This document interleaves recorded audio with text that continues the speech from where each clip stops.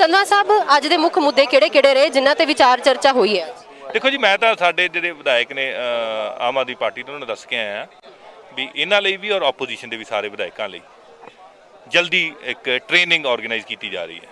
सो ਸੰਧਵਾ ਸਾਹਿਬ ਜਿਸ ਵਕਤ ਤੁਸੀਂ ਲਾਅ ਐਂਡ ਆਰਡਰ ਦੀ ਗੱਲ ਕਰਦੇ ਇਸ ਵਕਤ ਵਿਰੋਧੀ ਧਿਰਾਂ ਕੋਲ ਲਾਅ ਐਂਡ ਆਰਡਰ ਬੜਾ ਵੱਡਾ ਮੁੱਦਾ ਹੈ, ਉਹਦੇ ਬਾਰੇ ਕੀ ਗੱਲਬਾਤ ਹੋਈ ਹੈ, ਕਿਹਦਾ ਸੁਧਾਰ ਹੋਏਗਾ ਉਹਦਾ? ਮੈਨੂੰ ਤਾਂ ਇਹ ਲੱਗਦਾ ਵੀ ਜਿੰਨਾ ਕੰਟਰੋਲ ਮਾਨ ਸਰਕਾਰ ਲਾਅ ਐਂਡ ਆਰਡਰ ਬਾਰੇ ਕਰ ਰਹੀ ਹੈ ਇਹਨਾਂ ਤੋਂ ਤਾਂ ਕਦੇ ਹੋਇਆ ਹੀ ਨਹੀਂ। ਇਹਨਾਂ ਦੇ ਸਮੇਂ ਤਾਂ ਬਹੁਤ मतलब चलो मैं हुण की कहा, हुण पुराने गल नहीं याद करते। लॉ एंड ऑर्डर ते सरकार वधिया काम कर रही। राजा वड़िंग गवर्नर कोल गए, MOU दे बारे जिहड़ा है उन्होंने निंदा की, कहंदे ये तां बिल्कुल गैर विधायक है, गैर कानूनी हैगा आ। ओपोजिशन दा धर्म हुंदा वो जाना जान जी बिल्कुल जाना चाहिए। ਇਹ ਅਸੀਂ ਗੱਲਬਾਤ ਕੀਤੀ ਕੁਲਤਾਰ ਸਿੰਘ ਸੰਧਵਾ ਜੀ ਸਾਡੇ ਨਾਲ ਮੌਜੂਦ ਸੀਗੇ, ਜਿਹੜੇ ਮੌਜੂਦਾ ਸਪੀਕਰ ਨੇ। ਉਹਨਾਂ ਨੇ ਗੱਲਬਾਤ ਕੀਤੀ, ਕਹਿੰਦੇ ਓਪੋਜੀਸ਼ਨ ਦਾ ਕੰਮ ਹੁੰਦਾ ਆ, ਜਿਹੜੀ ਓਪੋਜੀਸ਼ਨ ਕੰਮ ਕਰ ਰਹੀ है बहुत सारी चीज़ें सामने आएंगियां, लेकिन इन्हां दे नाल फर्क नहीं पड़ेगा। पंजाब के हित के लिए, पंजाब के भविष्य के लिए। और जैसे मैंने कहा कि एक ऐसी सरकार है जो 50 दिन में एक हिस्टोरिकल डिसीजन पंजाब के अंदर लिए हैं। 25,000 26,000 युवाओं को जो नौकरियां देने का ऐलान किया गया है। और इस वक्त साडे नाल एडवोकेट रजनीश जी मौजूद ने, जिहड़े स्पोक्सपर्सन भी ने ते नाल दे नाल विधायक भी ने। इन्हां दे नाल गलबात करदे हां। सर अज किहड़े-किहड़े मुद्दे जिहड़े सीगे मान साहब ने सब तो पहलां छेड़े ते की गलबात होई अज? इनफैक्ट अज जिहड़ा हैगा जिहड़ी अज मान साहब नाल मीटिंग हुई है, कल 50वां दिन है गौरमेंट का। 49 दिनों के जिहड़ा एक्सपीरियंस है MLAs का अपने अपने हल्कों के किदां दा रहा, कि खट्टे मिठे अनुभव रहे ने, कि उन्होंने कोई दिक्कत आ रही या लोगों के की सुजैशनस ने, वो अज वो एक्सपीरियंस शेयर होए ने। और बड़ा अच्छा लग्या कि जिहड़ा हैगा पंजाब दे, मैं तो कहूँगा इतिहास के फर्स्ट टाइम होया है कि विदिन ए फ्यू डेज़, क्योंकि 50वां दिन कल है और CM साहब ने अपने MLAs को बुला के उन्होंने तो एक्सपीरियंस उन्होंने शेयर किए ने, मंगे ने आप का भी एक्सपीरियंस उन्होंने शेयर किया। तुसीं एक चीज़ देखो कि लास्ट गवर्नमेंट से जो बादल अपना कैप्टन साहब की, सारे MLAs 4 साल लंघन तो बाद रोंदे रह गए, पिटते रह गए कि सानू CM साहब मिलते नहीं है। और इत्थे देखो 49वें दिन दे विच अज जिहड़ी हैगी है मान साहब ने सारे MLAs नूं सद के उन्हां नाल गलबात की। और सैकेंड गल मैं तुहानूं दसदा कि जिन्ने भी डिस्कशनस हुई ने वो लोगों के सुझाव से, क्योंकि पहली बारी आम लोगों की जी सरकार रही है, लोगों को ऐ लगता कि ये वो चीज़ा नहीं है भी पहला वो MLAs तक या मिनिस्टर तक पहुँच नहीं होंदी सी। अज डायरैक्ट आते हैं, सानू सलाह साडे नाल सुझाव देंदे ने। अज असीं वो सुझाव लैके आए हैं। और तुसीं एक चीज़ देखो कि जिहड़ा बजट सैशन है जिहदे ते पूरे पंजाब की इकोनॉमी टिकी है, पूरा पंजाब उहदे ते चलना है। और पहली बारी जिहड़ा बजट आ रहा, ये बजट आ रहा जनता का बजट। ਤੇ ਕੱਲ ਜਿਹੜੇ ਵਿਰੋਧੀ ਧਿਰ ਦੇ ਨੇਤਾ ਨੇ ਪ੍ਰਤਾਪ ਬਾਜਵਾ, ਉਹਨਾਂ ਨੇ ਸਵਾਲ ਚੁੱਕਿਆ, ਕਹਿੰਦੇ ਹਰਪਾਲ ਚੀਮਾ ਨੂੰ ਆਪ ਕੁਝ ਨਹੀਂ ਆਂਦਾ, ਤਾਂ ਕਰਕੇ ਲੋਕਾਂ ਦੀ ਰਾਏ ਮੰਗੀ, ਕਹਿੰਦੇ ਚਲੋ ਇਹੀ ਚੰਗਾ ਕੰਮ ਕਰ ਲਿਆ। ਉਹਨਾਂ ਨੂੰ ਕੀ ਕਹਿੰਦੇ ਹੋ ਤੁਸੀਂ? ਉਹ ਦਰਅਸਲ ਨਾ ਬਾਜਵਾ ਸਾਹਿਬ ਬੜੇ ਸੀਨੀਅਰ ਲੀਡਰ ਨੇ, मैं ਉਹਨਾਂ ਦੀ ਰਿਸਪੈਕਟ ਕਰਦਾ, लेकिन मैं ਬਾਜਵਾ ਸਾਹਿਬ ਨੂੰ सिर्फ एक सवाल पूछना चाहूँगा कि जे सरकार ਤੁਸੀਂ ਪੰਜਾਬ ਸੰਵਿਧਾਨ ਦੇ ਵਿੱਚ ਇਹ ਪ੍ਰੋਵੀਜ਼ਨ ਹੈ ਕਿ ਲੋਕਾਂ ਦੀ ਸਰਕਾਰ, ਜੇ ਅਸੀਂ ਕੋਈ ਕੰਮ ਲੋਕਾਂ ਦੇ ਸੁਝਾਅ ਲੈ ਕੇ ਕਰ ਰਹੇ ਹਾਂ ਤਾਂ ਇਟ ਡਜ਼ਨਟ ਮੀਨ ਕਿ we are in experience persons.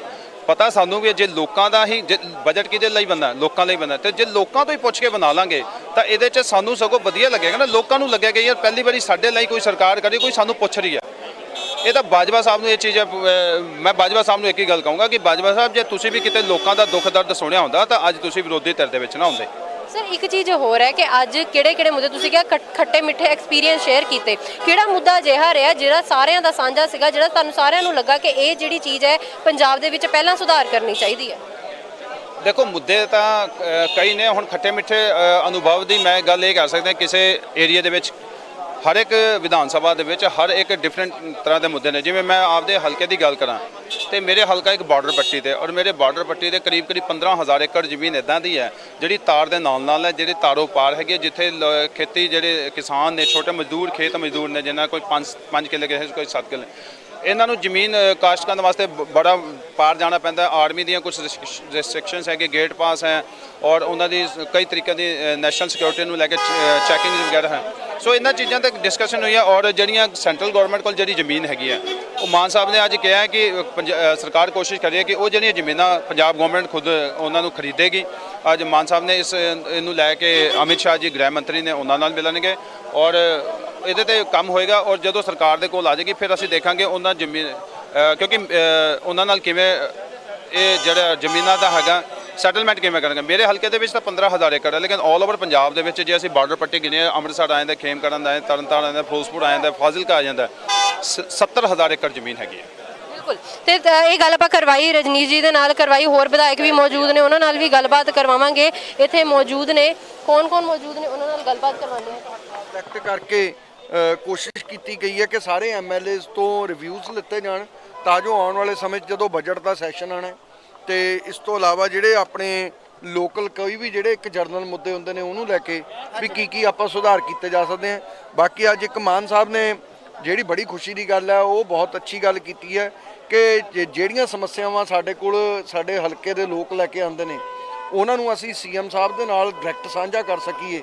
ਉਹਦੇ ਲਈ ਸੀਐਮ ਸਾਹਿਬ ਨੇ ਅੱਜ ਸਾਨੂੰ ਇੱਕ ਗੱਲ ਹੋਰ ਵੀ ਕਹੀ ਹੈ ਕਿ ਬਹੁਤ ਜਲਦੀ ਆਉਣ ਵਾਲੇ ਸਮੇਂ 'ਚ ਅਸੀਂ ਇੱਕ ਇਹੋ ਜਿਹਾ ਕੋਈ ਪਲੇਟਫਾਰਮ ਤਿਆਰ ਕਰ ਰਹੇ ਹਾਂ ਜਿਹਦੇ ਵਿੱਚ ਇੱਕ ਜਿਵੇਂ ਬ੍ਰਿਜ ਦਾ ਕੰਮ ਕਰੂਗਾ ਉਹ ਪਲੇਟਫਾਰਮ ਕਿ ਜਿਹੜੀਆਂ ਵੀ ਸਮੱਸਿਆਵਾਂ ਸਾਡੇ ਕੋਲ ਲੋਕ ਲੈ ਕੇ ਆਉਣਗੇ ਅਸੀਂ ਉਹ ਸਮੱਸਿਆਵਾਂ ਡਾਇਰੈਕਟ ਸੀਐਮ ਸਾਹਿਬ ਤੱਕ ਪਹੁੰਚਦੀਆਂ ਕਰਿਆ ਕਰਾਂਗੇ। ਜੀ ਧੰਨਵਾਦ ਜੀ, ਗੱਲਬਾਤ ਕੀਤੀ, ਬਹੁਤ ਸ਼ੁਕਰੀਆ।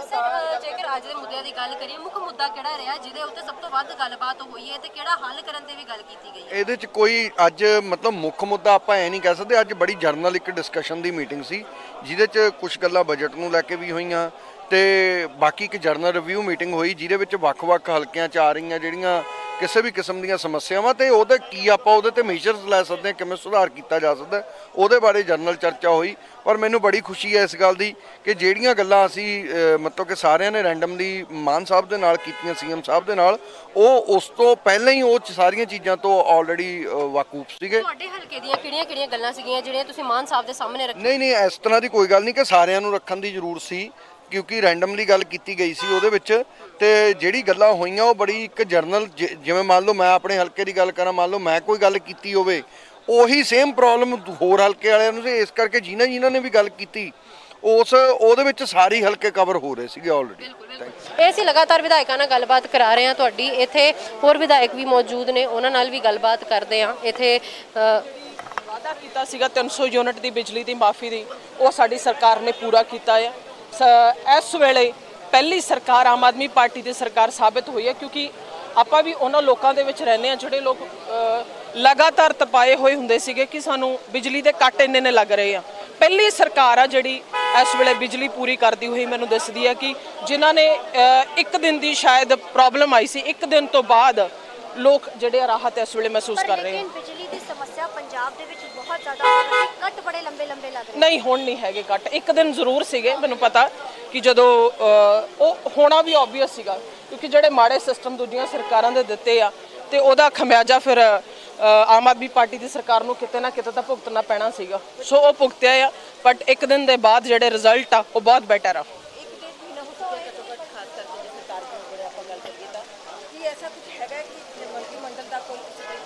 ਨਹੀਂ ਹਾਲੇ ਦੇਖੋ ਕੁਝ ਨਹੀਂ, ਅੱਜ ਜਸਟ ਇੱਕ ਮੁਸ਼ਕਲਾਂ ਤੇ ਗੱਲ ਕੀਤੀ ਗਈ ਸੀ ਕਿ ਕੀ ਸਮੱਸਿਆਵਾਂ ਆ ਰਹੀਆਂ ਨੇ ਤੇ ਮੈਂ ਵਧਾਈ ਦਿੰਦੀ ਹਾਂ ਮੁੱਖ ਮੰਤਰੀ ਸਾਹਿਬ ਨੂੰ ਕਿ ਜਿਨ੍ਹਾਂ ਨੇ ਬੜੀ ਡਿਟੇਲ ਨਾਲ ਸਭ ਦੀ ਗੱਲ ਸੁਣੀ। ਜਿਹੜੀ ਵੱਡੀ ਮੁੱਦਾ ਕਿਹੜਾ ਰਿਹਾ ਤੁਹਾਡਾ ਸਭ ਤੋਂ ਵੱਡਾ? ਮੁੱਦਾ ਸੱਚ ਪਾਰਟਿਕੂਲਰ ਨਹੀਂ ਸੀ, ਸਾਰਿਆਂ ਤੇ ਬੜੀ ਬਰੀਕੀ ਨਾਲ ਗੱਲ ਹੋਈ ਹੈ ਤੇ ਬਜਟ ਪੇਸ਼ ਕਰਨਾ ਹੈ। ਬਜਟ ਪੇਸ਼ ਹੋਣ ਤੋਂ ਪਹਿਲਾਂ ਸਭ ਨੂੰ ਇੱਕ ਵਾਰੀ ਸੁਣ ਲਿਆ ਗਿਆ ਜਿਹੜਾ ਕਿ ਬਹੁਤ ਇੰਪੋਰਟੈਂਟ। ਬਜਟ ਦੇ ਉੱਤੇ ਕੱਲ ਨਾ ਜਿਹੜੇ ਵਿਰੋਧੀ ਧਿਰ ਦੇ ਨੇਤਾ ਨੇ ਪ੍ਰਤਾਪ ਬਾਜਵਾ ਕਹਿੰਦੇ ਗਏ ਨੇ, ਕਹਿੰਦੇ ਕਿ ਹਰਪਾਲ ਚੀਮਾ ਜੀ ਨੂੰ ਖੁਦ ਕੁਝ ਨਹੀਂ ਆਉਂਦਾ ਤਾਂ ਕਰਕੇ ਜਿਹੜਾ ਆ ਉਹਨਾਂ ਨੇ ਬਜਟ ਵਾਸਤੇ ਰਾਏ ਦੂਜਿਆਂ ਤੋਂ ਮੰਗੀ ਆ। ਨਹੀਂ ਰਾਏ ਲੈਣਾ ਕੋਈ ਮਾੜੀ ਗੱਲ ਨਹੀਂ ਆ। ਜੇ ਇਹਨਾਂ ਨੇ ਕਿੰਨੀ ਕੁ ਸੋਹਣੀ ਸਰਕਾਰ ਚਲਾਈ ਸੀ ਪੰਜਾਬ ਦੇ ਵਿੱਚ, ਅਸੀਂ ਤਾਂ ਕਹਿੰਦੇ ਹੁੰਦੇ ਸੀ ਜੇ ਨਹੀਂ ਚਲਾਉਣੀ ਹੁੰਦੀ ਤਾਂ ਰਾਏ ਲੈ ਲਓ।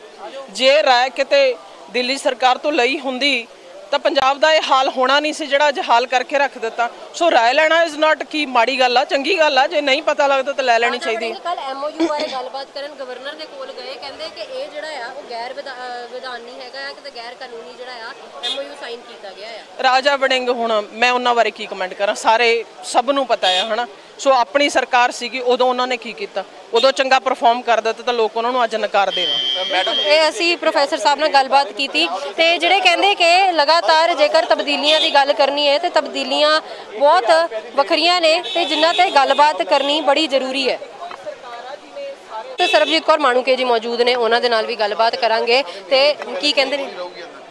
ਦੇਖੋ ਮੇਰੀ ਗੱਲ ਸੁਣੋ, ਉਹ ਜੋ ਮਰਜ਼ੀ ਕਹਿਣ, ਜਿਵੇਂ ਮਰਜ਼ੀ ਕਹਿਣ, ਇਸ ਗੱਲ ਦੀ ਵੀ ਪ੍ਰਤੱਖ ਗਵਾਹ ਵਾ ਕਿ ਜਦੋਂ ਇਹਨਾਂ ਨੇ ਮੁੱਖ ਮੰਤਰੀ ਚੇਂਜ ਕਰਨਾ ਸੀ ਇੱਕ ਦਿਨ ਦੇ ਵਿੱਚ ਚੇਂਜ ਕਰਕੇ ਉਹ ਮਾਰਿਆ। ਇਸ ਕਰਕੇ ਇਹਨਾਂ ਨੇ ਭੁਗਤਿਆ ਹੋਇਆ, ਇਸ ਕਰਕੇ ਇਹ ਬੋਲਦੇ ਆ। ਸਾਡੇ ਤਾਂ ਵਿਚਾਰਾਂ ਦਾ ਆਦਾਨ ਪ੍ਰਦਾਨ ਆ ਬਿਨਾਂ ਕੈਸ਼ ਤੋਂ ਆ। ਲੋਕਾਂ ਦੇ ਹਿੱਤਾਂ ਲਈ ਹੈ ਜਿਹੜਾ ਅਸੀਂ ਕਰਦੇ ਰਹਾਂਗੇ। ਪੰਜਾਬ ਦੇ ਲਾਅ ਐਂਡ ਆਰਡਰ ਸਿਚੁਏਸ਼ਨ ਤੇ ਵੀ ਲਗਾਤਾਰ ਸਵਾਲ ਚੱਕੇ ਜਾ ਰਹੇ ਨੇ। ਗੱਲ ਕੀਤੀ ਜਾਵੇ ਤਾਂ ਪੰਜਾਬ ਜਿਹੜੇ ਪਿੱਛੇ ਹਿੰਸਾ ਹੋਈ ਹੈ ਉਹਨਾਂ ਨੇ ਉਸ ਤੇ ਵੀ ਸਵਾਲ ਚੱਕੇ ਤੇ ਕਹਿ ਰਹੇ ਨੇ ਕਿ ਪਟਿਆਲਾ ਹਿੰਸਾ ਦੇ ਵਿੱਚ ਜਿਹੜੇ ਇੰਟੈਲੀਜੈਂਸ ਨੂੰ ਪਹਿਲਾਂ ਪਤਾ ਸੀ ਪਰ ਸਰਕਾਰ ਸਮੇਂ ਸਿਰ ਜਿਹੜਾ ਐਕਸ਼ਨ ਨਹੀਂ ਲੈ ਪਾਈ। ਦੇਖੋ ਪਰ ਸਮੇਂ ਸਿਰ ਐਕਸ਼ਨ ਲਿਆ ਜਾਂ ਨਹੀਂ ਲਿਆ, ਇਸ ਤੋਂ ਵੱਡਾ ਵੀ ਕਦੇ ਐਕਸ਼ਨ ਨਹੀਂ ਹੋਇਆ ਕਿ ਟਾਈਮ ਲੈਂਦੇ 1-2 ਦਿਨ ਚ ਬੰਦੇ ਅਰੈਸਟ ਤੇ ਪਟਿਆਲਾ ਦਾ ਮਾਹੌਲ ਬਿਲਕੁਲ ਪੀਸਫੁਲ ਕਰਤਾ। ਇਸ ਤੋਂ ਵੱਡੇ ਐਕਸ਼ਨ ਵੀ ਨਹੀਂ ਕਦੇ ਹੋਏ। ਵਿਰੋਧੀਆਂ ਦਾ ਕੰਮ ਆ ਬੋਲਣਾ ਨਹੀਂ। ਅੱਗੇ ਕਿਹੜਾ ਆਪਣੇ ਕੋਈ ਦੰਗੇ ਨਹੀਂ ਸੀ ਹੋਏ, ਮਹੀਨੇ 2-2 ਮਹੀਨੇ ਆਪਾਂ ਤੜਫਦੇ ਰਹਿ ਜਾਂਦੇ ਸੀ। ਆਮ ਜਨਤਾ ਪਰੇਸ਼ਾਨ ਨਹੀਂ ਹੋਈ, ਪਰ ਜਿਹੜਾ ਵੀ ਕੋਈ ਸ਼ਰਾਰਤੀ ਅਨਸਰ ਆ ਪੰਜਾਬ ਦੇ ਵਿੱਚ ਹੁਣ ਉਹ ਬਖਸ਼ਿਆ ਨਹੀਂ ਜਾਏਗਾ। ਬਿਜਲੀ ਨੂੰ ਲੈ ਕੇ ਵੀ ਗੱਲਬਾਤ ਹੋਈ ਹੈ ਕਿਉਂਕਿ ਬਿਜਲੀ ਇਸ ਵਕਤ ਅਹਿਮ ਮੁੱਦਾ ਬਣਿਆ ਹੋਇਆ। ਬਿਜਲੀ ਨੂੰ ਲੈ ਕੇ ਵੀ ਗੱਲਬਾਤ ਹੋਈ ਹੈ। ਦੇਖੋ ਜੀ ਬਿਲਕੁਲ ਹੋਈ ਹੈ।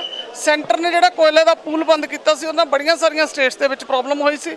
ਜਲਦੀ ਆਉਣ ਵਾਲੇ ਦਿਨਾਂ ਦੇ ਵਿੱਚ ਇਹਦਾ ਇੱਕ ਪੁਖਤਾ ਹੱਲ ਕੱਢ ਕੇ ਲੋਕਾਂ ਨੂੰ ਰਾਹਤ ਦਿੱਤੀ ਜਾਏਗੀ। ਲੋਕ ਕਹਿ ਰਹੇ ਸੀ ਮੁਫਤ ਬਿਜਲੀ ਦੇਣੀ ਸੀਗੀ, ਉੱਥੇ ਕਹਿੰਦੇ ਇੰਨੇ ਵੱਡੇ ਕੱਟ ਲੱਗ ਰਹੇ ਨੇ। ਵਿਰੋਧੀ ਧਿਰ ਵੀ ਇਲਜ਼ਾਮ ਲਾਉਂਦੇ ਨੇ, ਕਹਿੰਦੇ ਕਿ ਬਿਜਲੀ ਮੁਫਤ ਦੇਣੀ ਸੀ, ਇੱਥੇ ਬਿਜਲੀ ਗੁੱਲ ਹੋ ਗਈ। ਇਹ ਟਵੀਟ ਕੀਤਾ ਸੀ ਰਾਜਾ ਵੜਿੰਗ ਸਾਹਿਬ। ਰਾਜਾ ਵੜਿੰਗ ਸਾਹਿਬ ਨੂੰ ਪੁੱਛਣ ਵਾਲਾ ਹੋਵੇ ਵੀ ਚਲੋ ਮੈਂ ਕਿਸੇ ਨੂੰ ਕੀ ਕਹਿਣਾ, ਉਹਨਾਂ ਨੇ ਸਰਕਾਰਾਂ ਚਲਾਈਆਂ, ਉਹਨਾਂ ਨੂੰ ਪਤਾ ਵੀ ਕਿੱਥੇ ਕੀ ਛੱਡ ਕੇ ਗਏ ਆ ਅਸੀਂ। ਜੇ ਸੈਂਟਰ ਦੀ ਪ੍ਰੋਬਲਮ ਆਈ ਆ ਉਦੋਂ ਵੀ ਇੱਕ ਦਿਨ ਬਲੈਕਆਊਟ ਹੋਇਆ ਸੀ ਇਹਨਾਂ ਦੇ ਦਿਨਾਂ ਦੇ ਵਿੱਚ। ਇਹ ਇੱਕ ਦਿਨ ਨਹੀਂ ਬੜੇ ਦਿਨ ਬਲੈਕਆਊਟ ਰਹੇ ਆ। ਮੈਂ ਤਾਂ ਇੱਕੋ ਹੀ ਗੱਲ ਕਹੂੰਗੀ ਕਿ 50 ਦਿਨ ਦੀ ਸਰਕਾਰ ਹੈ ਵੀ ਪਹਿਲੀ ਵਾਰੀ ਹੋਇਆ ਕਿ ਮੁੱਖ ਮੰਤਰੀ ਸਾਹਿਬ ਨੇ ਆਪ ਆਪਦੇ ਐਮਐਲਏ ਨੂੰ ਬੁਲਾਇਆ, ਜ਼ਿਲ੍ਹੇ ਦੇ ਲੋਕਾਂ ਨੂੰ ਬੁਲਾਇਆ, ਲੋਕਾਂ ਨੂੰ ਮਿਲ ਰਹੇ ਆ। ਕੱਲ ਈਦ ਤੇ ਸੀਗੇ, ਕੱਲ ਨੂੰ ਲੁਧਿਆਣੇ ਹੋਣਗੇ। ਇਹ ਬਹੁਤ ਵੱਡੀ ਗੱਲ ਹੈ ਕਿ ਇੱਕ ਮੁੱਖ ਮੰਤਰੀ ਬੜੀ ਹਿੰਮਤ ਦੇ ਨਾਲ ਕੰਮ ਕਰਨਾ ਚਾਹੁੰਦਾ ਤੇ ਲੋਕ ਉਹਨੂੰ ਸਪੋਰਟ ਕਰ ਰਹੇ। ਬਿਲਕੁਲ ਅਸੀਂ ਲਗਾਤਾਰ ਤੁਹਾਡੀ ਵਿਧਾਇਕਾਂ ਨਾਲ ਗੱਲਬਾਤ ਕਰ ਰਹੇ ਹਾਂ। ਸਰਬਜੀਤ ਕੌਰ ਮਾਣੂਕੇ ਜੀ ਨਾਲ ਗੱਲ ਕੀਤੀ, ਉਸ ਤੋਂ ਇਲਾਵਾ ਹੋਰ ਜਿਹੜੇ ਵਿਧਾਇਕ ਨੇ ਉਹਨਾਂ ਨਾਲ ਵੀ ਤੁਹਾਡੀ ਗੱਲਬਾਤ ਕਰਵਾਵਾਂਗੇ। ਲੇਕਿਨ ਜਿਹੜੇ ਵਿਧਾਇਕ ਨੇ ਉਹ ਇਸ ਵਕਤ ਬਾਹਰ ਆ ਚੁੱਕੇ ਨੇ। ਸਾਰੇ ਜਿਹੜੇ ਨੇ ਜਿਹੜੀ ਮੀਟਿੰਗ ਹੈ ਉਹ ਅਹਿਮ ਬੈਠਕ ਸੀਗੀ, ਉਹ ਬੈਠਕ ਹੋ ਗਈ। ਲੇਕਿਨ ਇੱਧਰ ਡਾਕਟਰ ਅਮਨਦੀਪ ਕੌਰ ਜਿਹੜੇ ਨੇ ਮੌਜੂਦ ਨੇ, ਉਹਨਾਂ ਨਾਲ ਵੀ ਗੱਲਬਾਤ ਕਰਦੇ ਹਾਂ। ਉਹਨਾਂ ਦੇ ਬਾਰੇ ਡਿਸਕਸ਼ਨ ਸੀਗੀ। ਸੋ ਸਾਰੀਆਂ ਚੀਜ਼ਾਂ ਤੇ ਡਿਸਕਸ ਹੋਇਆ। ਵਿਧਾਇਕ ਹੋਣ ਦੇ ਨਾਤੇ ਕਿਸ ਤਰੀਕੇ ਦੀਆਂ ਜਿਹੜੀਆਂ ਆਪਣੇ ਹਲਕੇ ਦੀਆਂ ਜਿਹੜੀਆਂ ਸਮੱਸਿਆਵਾਂ ਲੈ ਕੇ ਗਏ? ਮੈਮ ਹਜੇ ਜੋ ਵੀ ਸਾਨੂੰ ਜਿਸ ਤਰ੍ਹਾਂ ਡਰੱਗਸ ਨੂੰ ਲੈ ਕੇ ਹੋਵੇ ਗੱਲ ਹੋਵੇ ਜਾਂ ਫਿਰ ਹੋਰ ਡਿਪਾਰਟਮੈਂਟਸ ਹੋਣ ਜਾਂ ਐਨਓਸੀਜ਼ ਬਾਰੇ ਹੋਵੇ, ਚਾਹੇ ਉਹ ਕਾਰਪੋਰੇਸ਼ਨ ਦੇ ਬਾਰੇ ਹੋਵੇ, ਸਾਰੀਆਂ ਚੀਜ਼ਾਂ ਤੇ ਜਿਹੜੀ ਹੈਗੀ ਉਹ ਡਿਸਕਸ਼ਨ ਕੀਤੀ ਗਈ ਹੈ। ਤੇ ਮੁੱਖ ਮੰਤਰੀ ਮਾਨ ਸਾਹਿਬ ਜੀ ਵੱਲੋਂ ਇਹ ਸਾਨੂੰ ਆਸ਼ਵਾਸਨ ਦਿਵਾਇਆ ਗਿਆ ਕਿ ਉਹ ਸਾਰਾ ਜਿਹੜਾ ਹੈਗਾ ਉਹਨਾਂ ਦੇ ਧਿਆਨ ਦੇ ਵਿੱਚ ਹੈ ਤੇ ਜਲਦੀ ਜਿਹੜੀਆਂ ਪ੍ਰੋਬਲਮਸ ਸੋਲਵ ਕੀਤਾ ਜਾਏਗਾ। ਨਸ਼ਿਆਂ ਲਈ ਤੁਸੀਂ ਇੱਕ ਵੱਡਾ ਬਿਆਨ ਦਿੱਤਾ ਸੀ, ਕਹਿੰਦੇ ਵੀ ਜੇਕਰ ਤੁਹਾਡਾ ਨਾਮ ਲਾ ਰਹੇ ਸੀ ਵੀ ਮੈਡਮ ਦੇ ਨਾਲ ਕੋਈ ਮਿਲ ਕੇ ਨਸ਼ੇ ਵਿਕਾ ਰਹੇ, ਤੁਸੀਂ ਕਿਹਾ ਸੀ ਮੈਂ ਰਿਜ਼ਾਈਨ ਦਿਆਂਗੀ ਜੇਕਰ ਕੋਈ ਸਾਬਤ ਕਰਦਾ। ਜੀ ਬਿਲਕੁਲ। ਐਕਚੁਅਲੀ ਇਹੀ ਪ੍ਰੋਬਲਮ ਸਰ ਸਭ ਨੂੰ ਆ ਰਹੀ ਹੈ ਕਿਉਂਕਿ ਜਿਸ ਤਰ੍ਹਾਂ ਦੇ ਨਾਲ ਅਸੀਂ ਡਰੱਗਸ ਤੇ ਕੰਮ ਕਰਨਾ ਚਾਹੁੰਦੇ ਆ ਉਹ ਸਾਨੂੰ ਰਿਜ਼ਲਟ ਮਿਲ ਨਹੀਂ ਰਿਹਾ ਹੈਗਾ। ਉਹ ਚਾਹੇ ਮੈਂ ਹੁਣ ਨਹੀਂ ਕਹੂੰਗੀ ਕਿ ਡਿਪਾਰਟਮੈਂਟ ਨੂੰ ਥੋੜਾ ਸਖਤ ਹੋਣਾ ਪਏਗਾ।